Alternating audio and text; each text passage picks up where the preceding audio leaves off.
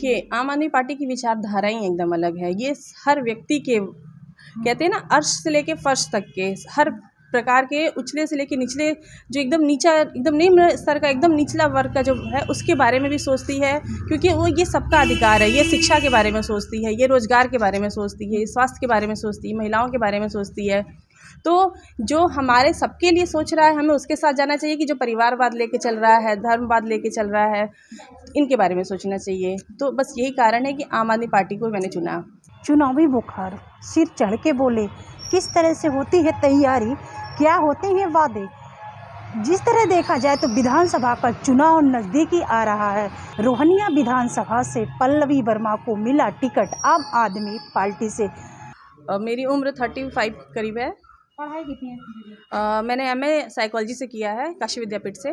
मैं एक एनजीओ चलाती थी, जिसके माध्यम से मैंने 8000 से ज़्यादा महिलाओं को निःशुल्क शिक्षा दी है। और वो आज कहीं ना कहीं वो सारी लड़कियां, महिलाएं अपने आप पे स्वावलंबी बन करके आत्मनिर्भर कह सकते हैं, वो खुद हैं और अपने साथ साथ अपने परिवार का और अपना भरण पोषण कर रही हैं। आप चुनाव में कैसे आए, क्या आपका मन कैसे किया कि मैं चुनाव में करना चाहती? देखिए, नहीं, चुनाव नहीं, एक्चुअली हुआ ये कि जब मैं पढ़ाई कर रही थी तो मैं उस समय आईएएस की तैयारी कर रही थी। और उसी समय ये हुआ, अन्ना आंदोलन शुरुआत हुई। और अन्ना आंदोलन की जब शुरुआत हुई तो ये हम लोगों के मन में था ही कि कुछ, मैं जो पढ़ाई में कर रही थी तो उसमें था कि मुझे कुछ परिवर्तन करना है, कुछ ऐसा करना है जो हमारे समाज के लिए ज़रूरी है, जिसके हकदार वो हैं। तो उसी को करते हुए मैं अन्ना आंदोलन में लग गई। अन्ना आंदोलन के साथ साथ फिर हम लोग की पार्टी बन गई। क्योंकि पार्टी का तो कभी कुछ था ही नहीं कि पार्टी बनना है, कि क्या होना है। और ये सभी कोई जान रहा है कि 9 महीने के अंदर हमारी पार्टी बनी। और 9 महीने में पार्टी बनने के बाद अरविंद जी पहली बार मुख्यमंत्री बने।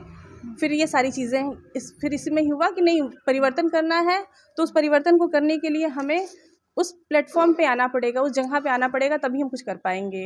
आपको टिकट मिला तो इसके लेने के लिए क्या आपके साथ कोई चुनौतियों का सामना भी करना पड़ा?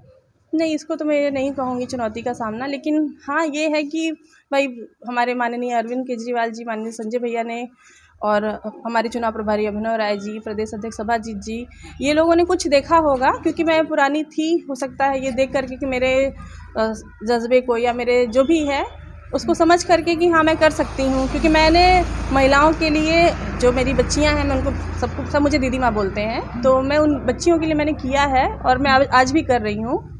तो हो सकता है ये चीज़ें हैं। और चुनौतियाँ तो हर जगह, ऊपर नीचे तो सब जगह लगी रहती हैं। जो क्षेत्र में है, क्या लगा कि जिस क्षेत्र में आप लड़ रही हैं उसमें कुछ विकास का क्या? हाँ, विकास पे तो अभी कहा गया था कि 1100 करोड़ रुपए का विकास हुआ है, पर विकास तो कहीं दिखाई नहीं दे रहा उतना ज़्यादा।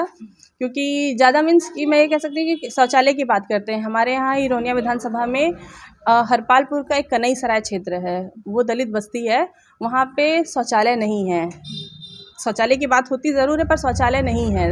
और वहाँ की आबादी लगभग 700 है।